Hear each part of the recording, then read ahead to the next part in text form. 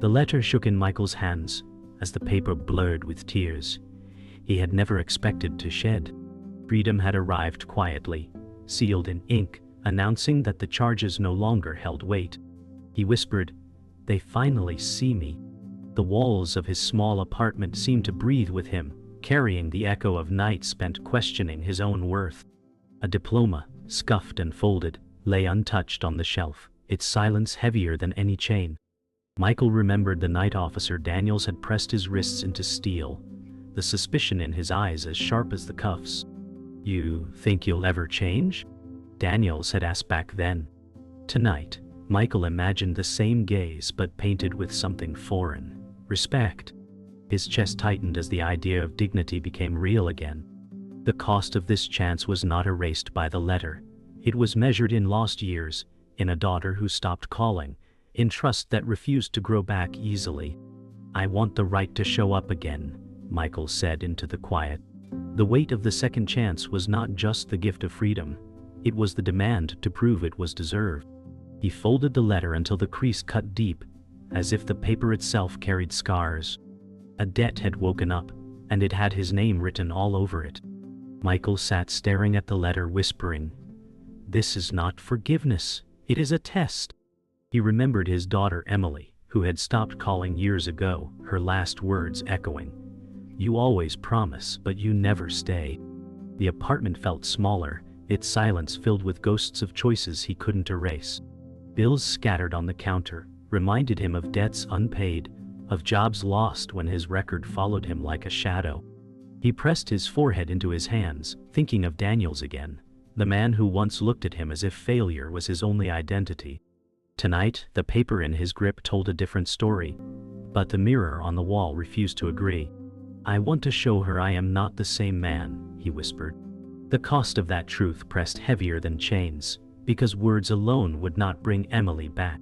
The letter was a door unlocked, but he had to prove he could walk through without stumbling. Michael remembered the day he lost his job at the warehouse. His manager, Mr. Keller, had avoided eye contact, saying, "We can't risk it, not with your record." The sting was sharper than the hunger that followed. That night he walked past the neon lights of an old friend's bar, where shortcuts whispered like poison. "One job, and your money problems disappear," his friend had once offered. Michael had walked away then, but tonight the temptation pressed at his ribs again. "This second chance is fragile," he told himself, gripping the letter as if it could anchor him. The truth was simple: his freedom was paper thin if he slipped once. He reached for his phone, scrolling through numbers he hadn't dialed in years. Emily's name glared back at him, untouched. His thumb hovered, but fear rooted him in silence. "If I call, and she hangs up, it'll kill me," Michael whispered. He remembered how she once waited on the porch for him, 7 years old, clutching a baseball glove he had promised to use. He never showed. That glove, still in her closet, carried the weight of his absence. Tonight, the thought of hearing her voice burned more than any cell had known. "She deserves a father who shows up," he said, setting the phone down. Michael stood at the window, the city outside still half asleep.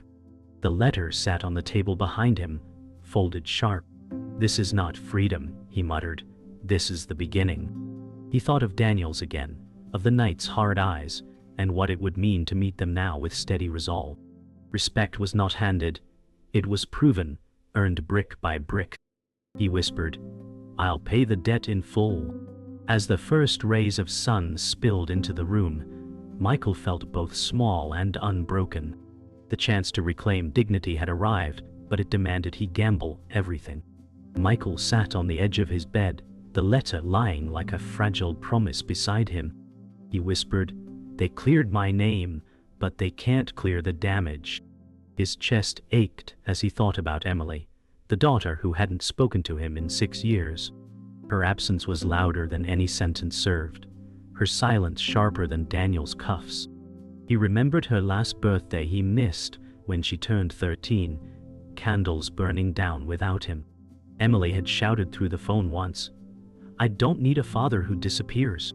Those words had lived under his skin like an infection. Michael knew freedom on paper didn't equal forgiveness in her eyes. His own reflection in the cracked mirror revealed the man who walked out of prison with nothing but doubt stitched into his expression. He whispered, "If she answers, I'll tell her I want to show up and never leave again." His heart hammered because the cost of calling her was the fear of rejection.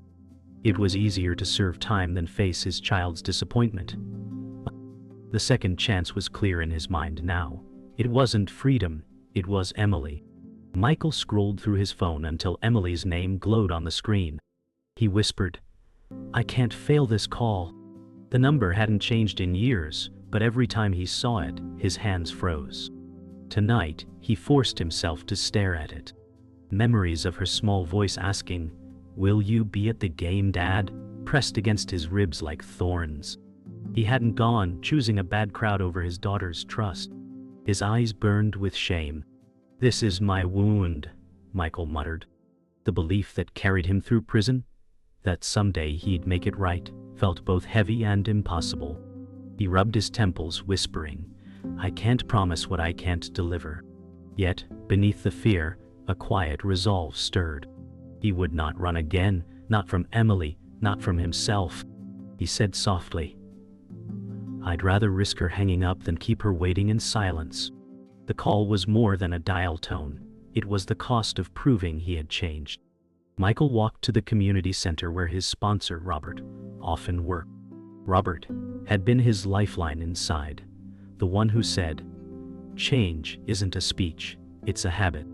Robert, a 52-year-old male with silver hair and lined face, had seen many men promise change and fail. Michael entered nervously, clutching the folded letter in his pocket. Robert looked up and said, "You're out. Now the real work starts." The words stung but carried truth. Michael confessed, "I want Emily back, but she doesn't believe in me." Robert replied, "Then don't talk, show her." The advice was sharp but grounding. Robert's presence reminded Michael that the second chance required more than tears and promises, it required discipline. "Can you stay the course when no one applauds?" Robert asked. Michael swallowed, nodding. That was the price of his chance, proving change without applause, walking steady without shortcuts. That evening, Michael returned home to find an envelope slipped under his door. Inside was a job fair flyer from a local warehouse. He stared at it, muttering, "Another chance, but will they even look past my record?" The doubt crawled like an old parasite. He pictured the HR manager shaking her head, repeating, "We can't risk it." The words had haunted him since the last rejection. He clenched his fist around the paper, whispering, "I can't survive on promises alone." His chest felt heavy because every step forward threatened another door slammed in his face. Yet he knew Robert was right. He had to show patterns, not speeches. If Emily ever trusted him again, she'd measure it in days he showed up, not words he repeated. The flyer felt like a brick in his hand, heavy with both fear and hope. Michael sat at the table staring at both the letter and the flyer. His heart raced as the phone lay between them, Emily's number still glowing faintly. He whispered, "This is the test, to be steady, to prove, to rebuild." He thought of Daniels again, of the suspicion in the officer's eyes, wondering if he could ever replace it with respect. "Respect is earned, not begged," Michael said. He felt the weight of years pressing against him, choices lined up like scars across his life. The second chance was not one thing. It was everything colliding. Emily's silence, Robert's guidance, the warehouse flyer, the memory of the cuffs.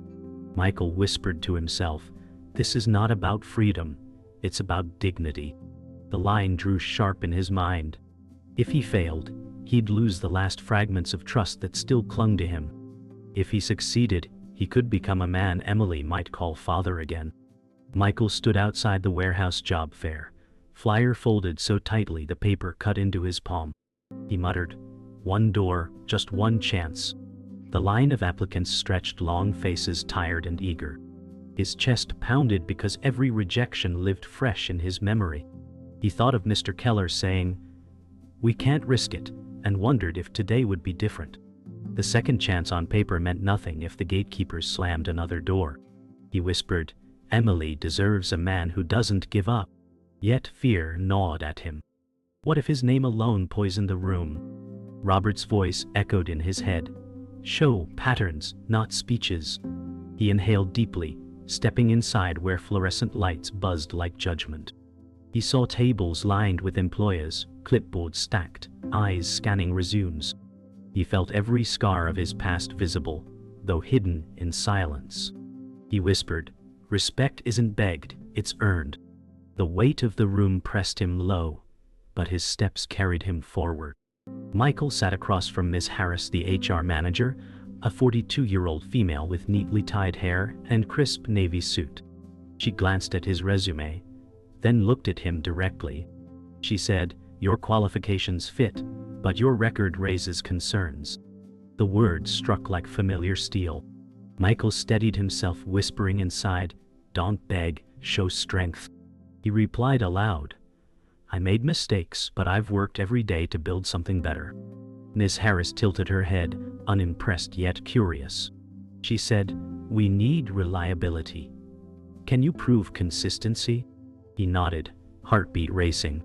The tension thickened as her eyes lingered on the highlighted mark of his conviction.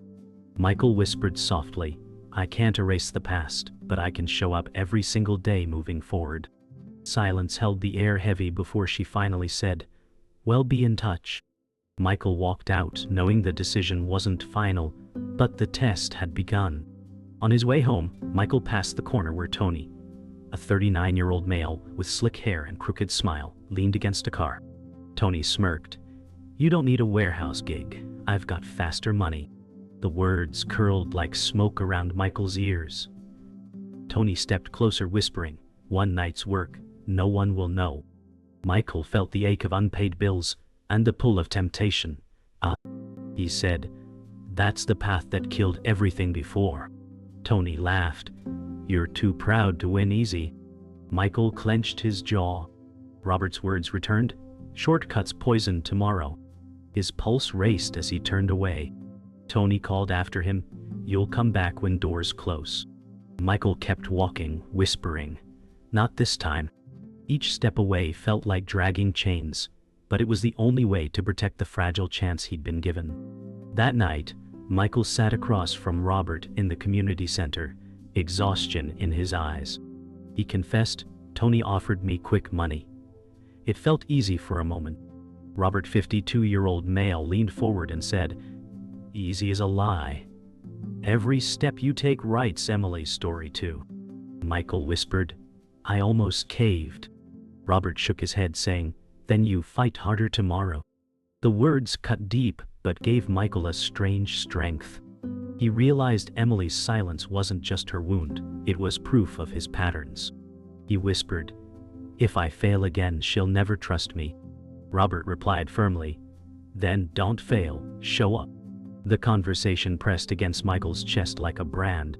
He knew his second chance wasn't survival alone. It was the promise to be steady, even when temptation clawed. Later that week, Michael returned home to find a notice slipped under his door. His rent was late, eviction looming.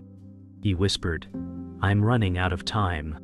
Fear tightened around him like a noose. He thought of Emily's name glowing on his phone, of Ms. Harris weighing his record, of Robert's voice demanding steadiness. He remembered Tony's mocking laugh and Daniel's hard eyes. Every force seemed to conspire against him. He whispered, "This chance is fragile." He stared at the eviction notice, its bold letters screaming louder than his heartbeat. "If I fall now, Emily loses me forever." His voice cracked under the weight. For the first time, he felt the cost of second chances wasn't just action. It was survival against storms that never stopped. He folded the notice and placed it beside the letter of exoneration, two truths pressing against each other like enemies in his pocket. Michael walked into the probation office for a routine check-in, the letter of exoneration folded in his pocket. Officer Daniels sat behind the desk, the same officer who had once cuffed him with suspicion.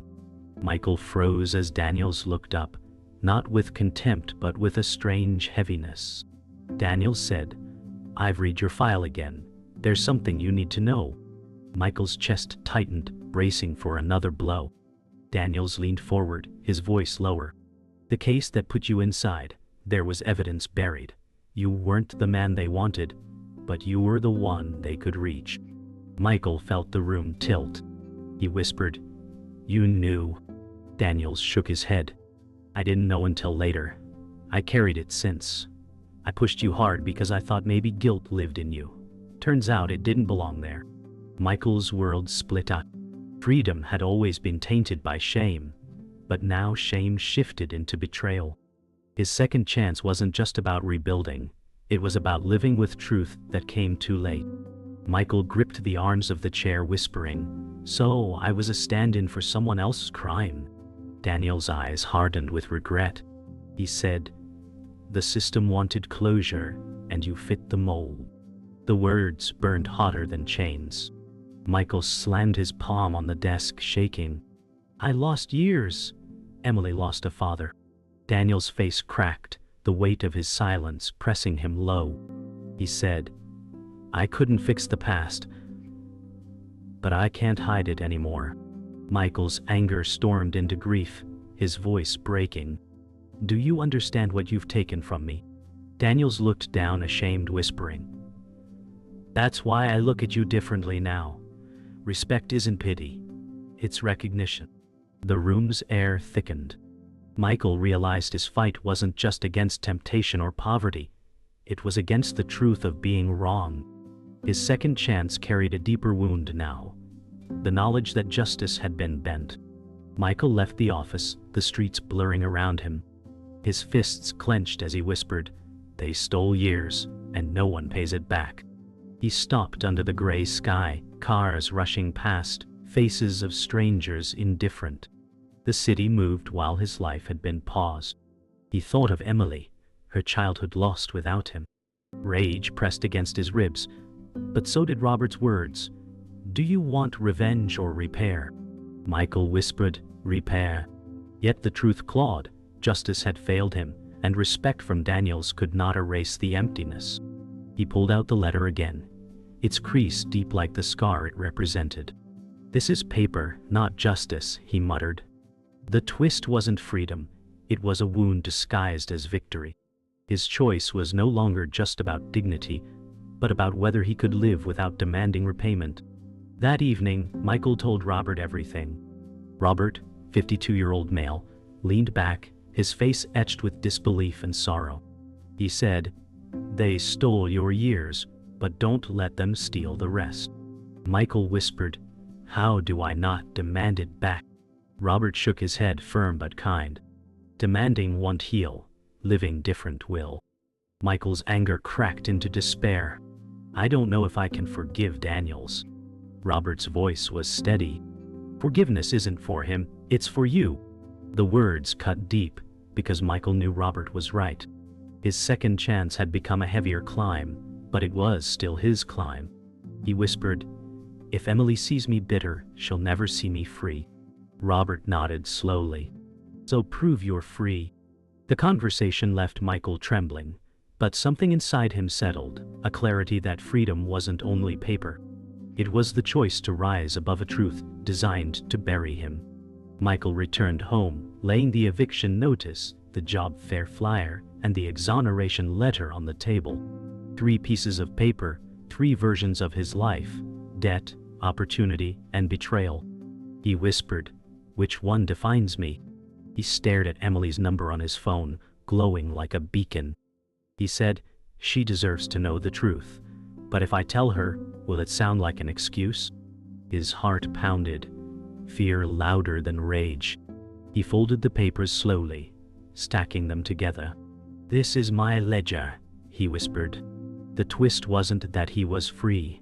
It was that he had to prove worth in a world that had wronged him. The cost of the second chance had grown heavier. More honesty, more loss, less applause. He whispered, "I'll carry it. I have to." The choice before him wasn't revenge. It was whether dignity could survive betrayal. Michael stood outside Emily's school, his palms sweating as children spilled out laughing and rushing into their parents' arms. Emily, now 19 years old, walked slowly with her books clutched to her chest, eyes distant. Michael whispered, "She's grown and I wasn't there to see it." His heart thudded like a hammer inside a cage.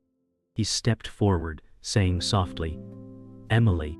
She stopped, her face stiff, eyes narrowing in recognition. Emily said, "What are you doing here?" The sting in her voice cut deep. Michael lowered his head, whispering, "I came to show you I'm still here." Emily shook her head, jaw clenched. "You were gone when I needed you." Michael's breath caught. He whispered, "I can't change the past, but I'll pay every day to be different now." The moment balanced on a knife's edge, her choice to walk away or listen. The cost of this second chance had never felt heavier. Emily's eyes burned as she said, "You think showing up now erases the years?" Michael shook his head, voice trembling. "No, it doesn't erase, but it can rebuild." Emily's hands tightened around her books, her shoulders stiff. "I stopped waiting for you," she whispered, pain laced in every word. Michael whispered back, "I never stopped waiting for myself. I was trapped, but I kept one promise inside, that if I ever walked free, I'd fight for you." Emily turned her face, blinking fast, trying to hold back tears. "Why should I believe you now?" she asked. Michael's throat tightened. "Because I'll prove it every day. Not with speeches, but with steps." Silence stretched between them, the choice pressing down. It was truth versus rejection, dignity against despair. Michael realized that whether Emily forgave him or not, this was the moment that would define him. Michael sat across from Emily at a small cafe nearby, the silence louder than the city outside. Emily tapped her fingers nervously before asking, "Why didn't you tell me sooner?" Michael whispered, "Because I didn't want you to think it was an excuse." Her eyes narrowed. "So you let me believe you abandoned me." Michael swallowed hard. "I didn't want you to carry the weight of the system's lie. I wanted to carry it for both of us." Emily's voice cracked as she said, "I hated you for years." Michael's eyes filled. "I know, and I'll live with that. But I want to give you reasons to stop hating me." The cafe light cast shadows on their faces, truth written raw in every line. Emily lowered her gaze, whispering, "I don't know if I can trust you." Michael whispered, "Then let me earn it, every single day." Later that week, Michael was called back to the warehouse for a second interview. Ms. Harris sat across from him again, expression sharp. She said, "We don't gamble with reputations here. If you falter once, we lose more than you." Michael straightened, his voice steady. "I understand, but all I ask is a chance to prove if I can stand steady." She tapped her pen, eyes locked on him. "Why should I believe you?" Michael inhaled deeply. "Because this job isn't just survival, it's my way back to my daughter. It's how I show her I'm not the same man." The words hung heavy, truth slicing through the air. Miss Harris leaned back, studying him. After a long pause, she said, "1 month. Show me consistency." Michael nodded, pulse racing. It wasn't a victory, it was a test, a costly truth accepted. That evening, Michael sat in his apartment, staring at the letter of exoneration, the eviction notice, and the job offer form now stacked on the table. His phone glowed with Emily's number, unanswered since the cafe. He whispered, "Every choice costs something." He thought of Daniel's confessing the truth, of Robert demanding discipline, of Tony offering shortcuts, of Emily's broken voice. This was the climax, the point of no return. He whispered, "I choose truth, no matter how heavy." He signed the job form slowly, hands steady. He picked up his phone, whispering, "I'll call again, and again, until she knows I'm not walking away." His eyes burned with tears, but his jaw set firm. The door of his past slammed shut as another cracked open.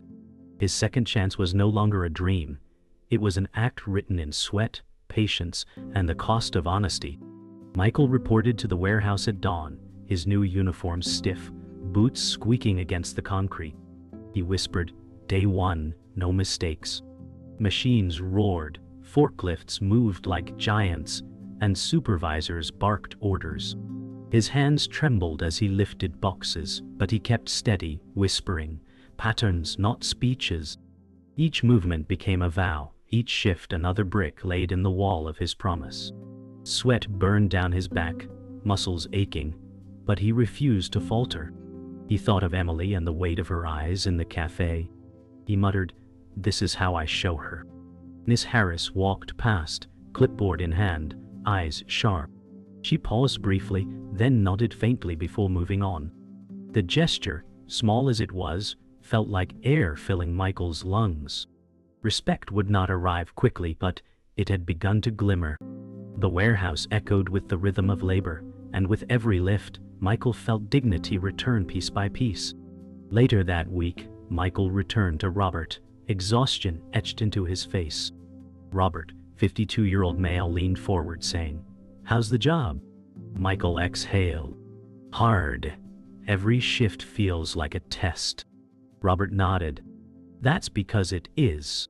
Michael rubbed his hands, whispering, "I don't know if Emily will ever forgive me." Robert said, "Forgiveness isn't a finish line, it's a road. Keep walking." Michael's throat tightened. "Sometimes I feel I'll break before she sees me different." Robert shook his head. "You won't. Because this time you've got more to lose if you fall." The words burned but gave strength. Michael realized that every box lifted, every day survived was more than labor. It was proof. He whispered, "I'll keep walking." Robert replied, "Then one day she'll see you didn't stop." The weight of hope pressed into Michael's chest, but it felt steadier now, grounded in sweat and discipline. One night, Michael dialed Emily again. The phone rang long before her voice finally answered, quiet and uncertain. Emily, 19-year-old female, said, "Why are you calling again?" Michael's voice cracked. "Because I need you to know I won't disappear." Emily sighed. "You always promise, Dad. Promises don't hold weight." Michael whispered, "I know. That's why I'm not asking you to trust words. I'm asking you to watch my steps." Silence stretched, only her breathing in the line. Finally, Emily whispered, "I don't know what to believe." Michael's heart pounded. "Then believe this. I'll keep calling until you're ready. And if you never answer again, I'll still show up." The line went quiet. Then she said softly, "We'll see." She hung up, but Michael felt hope spark for the first time in years. At the warehouse a week later, Michael's strength faltered under heavy load, sweat pouring. A coworker, Jason, 29-year-old male, offered a hand. "Need help?" Michael shook his head, straining. "I've got it." Jason smirked. "Stubborn." Michael gritted his teeth, lifting anyway. Later, Jason said, "Most guys cut corners. You don't." Michael wiped his brow, replying, "Shortcuts broke me once, not again." Jason chuckled, but respect flickered in his eyes. Michael realized that dignity wasn't only about Emily or Miss Harris. It was about showing everyone around him that change lived in his actions. The day ended with sore muscles but a rare laugh shared. In that small moment, Michael felt less like a man under judgment and more like a man among equals. It was the quiet reward of choosing the harder road. That evening, Michael stood at his window, city lights glowing outside. On the table behind him lay the eviction notice, now stamped paid, beside the signed job form. The letter of exoneration remained folded, but less suffocating. He whispered, "It's not forgiveness yet, but it's proof." His phone buzzed, a message from Emily. "I saw you working today. Robert told me, maybe we can talk." Michael's chest tightened, eyes burning. He whispered, "Thank you." For the first time, dignity felt real, not imagined. The second chance had not erased the past. It had reshaped his future. He leaned against the glass, breathing slowly, whispering, "This is the beginning of repair." Outside, the city moved like it always had, but for Michael, the world finally felt different. Michael walked into the community center where Robert waited. And to his shock, Emily sat beside him. Emily, 19 years old, avoided his eyes, arms folded tight. Michael whispered, "You came." Emily's voice trembled. "I just want to hear the truth." Michael's chest burned as he pulled out the exoneration letter. He laid it on the table, saying, "This doesn't erase the years, but it shows I wasn't the man they said I was." Emily's jaw tightened. "Then why didn't you fight harder?" Michael's voice cracked. "Because I thought I deserved the blame. I was weak." Robert leaned forward, saying, "He's fought every day since." Emily's eyes glistened, caught between rage and longing. She whispered, "You weren't there when I needed you." Michael whispered back, "But I'm here now, and I will not vanish again." The moment felt irreversible. The truth laid bare, and the choice left in her hands. Emily stood abruptly, voice rising. "You think showing me paper changes the birthdays, the games, the nights I cried?" Michael rose too, tears in his eyes. "No, it doesn't change them, nothing can. But I can give you something now." Emily shook her head, whispering, "I don't know if I want it." Michael's voice broke. "I can't beg. I can only live in a way that proves I'll never disappear again." Emily stared at him, her breathing uneven. Robert said softly, "Forgiveness isn't demanded. It's given when proof is undeniable." The air hung heavy. Emily wiped her eyes and whispered, "Then prove it. I'll watch. But don't ask me to forgive yet." Michael exhaled, nodding. "That's enough for me." It was not forgiveness, but it was the opening of a door Michael thought had been locked forever. Days later, Michael worked another long shift at the warehouse. Sweat poured as he stacked pallets, but he noticed Emily standing near the entrance, watching. His heart leapt, but he kept working, lifting and moving with steady rhythm. He whispered under his breath, "Let her see." Emily didn't speak, just observed silently as Miss Harris, 42 years old, passed by with clipboard, nodding faintly at Michael's effort. Emily's eyes softened slightly as she saw her father push through exhaustion without faltering. Michael resisted the urge to run to her. Instead, he let the proof speak in sweat, discipline, and consistency. Emily finally turned to leave, her expression unreadable. But she had come, and that meant she was willing to see. For Michael, it was the loudest kind of hope. That evening, Michael sat across from Emily at a diner. She broke the silence first. "I saw you working." Michael nodded slowly, saying, "That's who I am now. A man who shows up." Emily's eyes flickered with both doubt and warmth. She whispered, "I don't know if I can forgive, but I don't hate you anymore." Michael's breath caught as he whispered, "That's more than I deserve." Emily leaned back, tears slipping.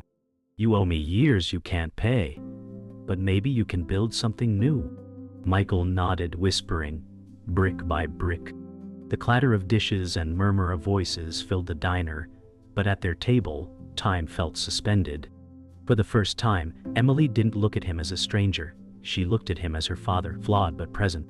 The next morning, Michael stood outside the probation office again, the building that once symbolized chains. Officer Daniels stepped out, pausing when he saw him. Daniels, 45 years old, studied him for a long moment, then nodded. Michael looked into his eyes and, for the first time, saw respect where suspicion had lived. Michael whispered, "That's enough." He walked away slowly, the city brightening under sunrise. Emily's message echoed in his mind. "We'll see." He smiled faintly, whispering, "Second chances aren't free. I'm paying in full." It wasn't forgiveness yet. It wasn't applause. It was something sturdier. Dignity rebuilt in silence, brick by brick. The door of his old life shut behind him, and another opened, brighter, harder, but his. The final truth settled in his chest. He could live with the cost.